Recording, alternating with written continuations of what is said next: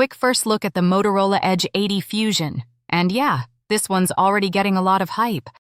So based on the leaks and early trailer, Motorola is sticking to what they do best, making a phone that looks premium without the flagship price tag.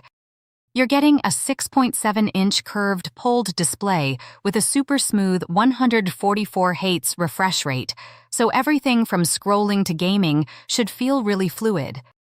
Inside, it's expected to run a next-gen mid-range chipset, not the absolute top end, but tuned for efficiency and daily performance.